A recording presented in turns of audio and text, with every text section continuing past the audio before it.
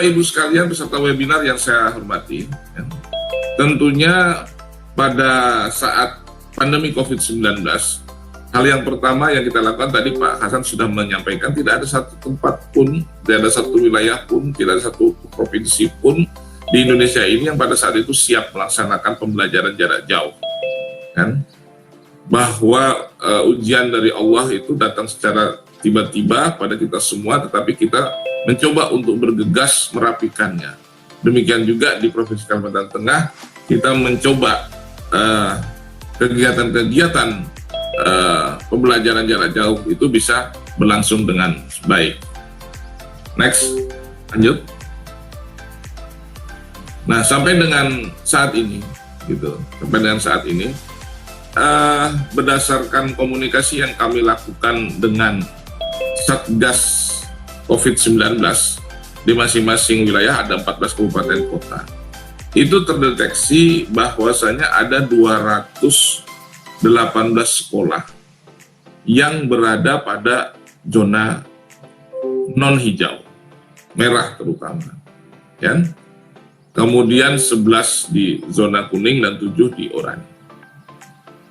Hanya ada sekitar 106 sekolah yang berada di zona hijau. Artinya secara aturan berdasarkan surat edaran Mendikbud nomor 4 tahun 2020, surat edaran Sekjen Kemendikbud RI nomor 15 tahun 2020 sampai dengan SKB 4 Menteri yang direvisi itu, hanya ada sekitar 106 sekolah pada zona hijau yang bisa melaksanakan kegiatan-kegiatan tatap muka secara terbatas. Ini pun jumlahnya sebenarnya fluktuatif. Kadang-kadang pada zona-zona tersebut tiba-tiba karena kasus-kasus yang sangat dinamis sekali dalam hal COVID-19, bisa saja dia bermetamorfosis menjadi kuning atau orange bahkan merah. Lanjut.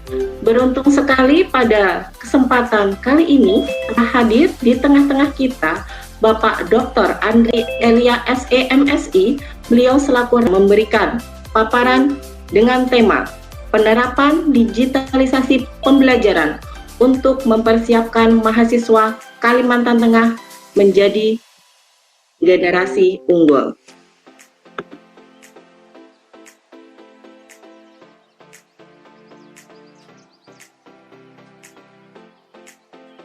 Pengetahuan. Dan ternyata di era pandemi ini juga sangat banyak webinar yang gratis begitu ya. Betul sekali. Jadi pandemi itu bukan suatu halangan gitu ya. Benar.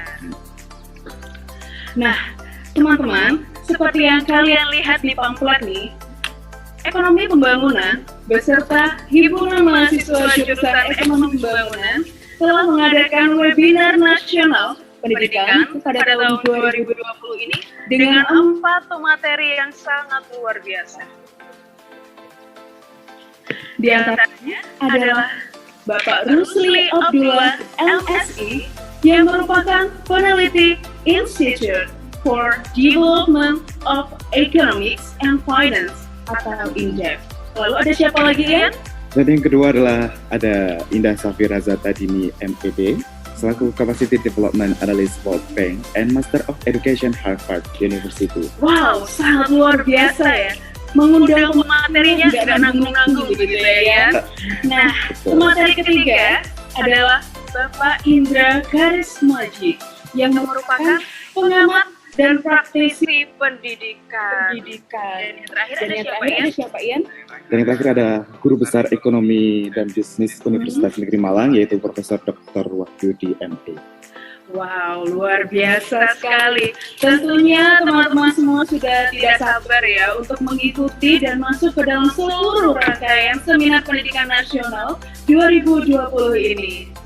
Tema yang diberikan oleh panitia ya, karena saya merasa kok rumit amat ya judulnya ini, sehingga saya sederhanakan seperti ini juga mungkin juga masih rumit ya dari judul kita ini. Tetapi yang intinya adalah ada 3 kata kunci yang tersirat di dalam pesan tema ini ya. Ini pertama adalah kata kunci pertama generasi muda.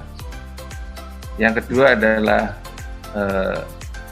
kondisi perekonomian, dan yang ketiga adalah strategi pendidikan. Jadi generasi muda, karakter ekonomi atau kondisi perekonomian, dan yang ketiga adalah strategi pendidikan yang harus kita lakukan. Baik, sehingga tema saya adalah peran strategis generasi muda dalam proses pendidikan dan strategi perekonomian menuju new era. Kalau kita boleh tambahkan adalah kata kunci yang keempat adalah new era ya, era baru, yang ini memang era yang mewarnai, menyongsong era industri 4.0 yang secara teoretik sudah kita kenal namanya era disruption.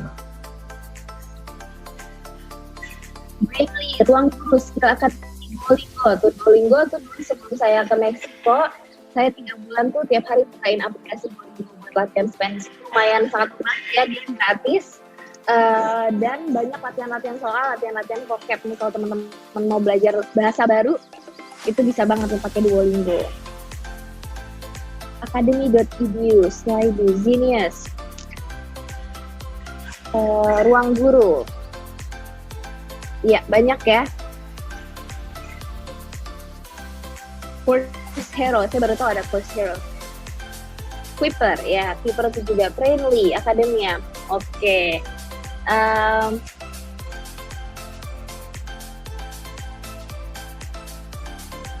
Ya, teman-teman bisa lanjutkan ya di sini. Ini kalau misalnya mau screenshot juga boleh nih. Ntar mau akses sendiri gitu kan ya, ada beberapa yang memang saya rekomendasikan selanjutnya juga. Oke, kita lanjutin ke presentasinya ya. Itu ada beberapa online courses yang teman-teman udah familiar gitu ya mungkin. Dan ini ada beberapa kelas-kelas yang saya rekomendasikan. Jadi CS50 ini adalah kelas yang jadi rebutan di Harvard. Jadi semua orang ini mau ngambil kelas CS50 ini. Mark Zuckerberg itu semua udah ngambil kelas ini. Ramai banget, selalu full gitu. Sekarang kelasnya itu direkam secara online dan gratis nih teman-teman. Beneran gratis di edX. Jadi ini tuh karena pandemi ini. Cuma memang kalau misalnya teman-teman mau ada sertifikat, itu akan diminta $90. Tapi kalau memang mau belajar aja, mau improve skill programmingnya, ini aku sangat rekomendasiin buat Entol ini gitu. Karena di Harvard pun ini kelas jadi rebutan dan memang dia favorit banget dan memang pengajarnya juga bagus gitu. Jadi boleh nih teman-teman yang lagi mau belajar Python, SQL, itu kan data science yang memang lagi hot banget, lagi dibutuhin banget nih. Sekarang apapun tuh data driven ya, mau kerja di memang di startup di data scientist, mau kerja di pemerintah pun gitu kan, sekarang mau ngambil kebijakan apapun pasti data driven. Jadi ini boleh banget diambil di edX CS50. Bukan cuma itu aja, ada banyak kelas-kelas yang populer di Ivy League juga di kampus-kampus lain.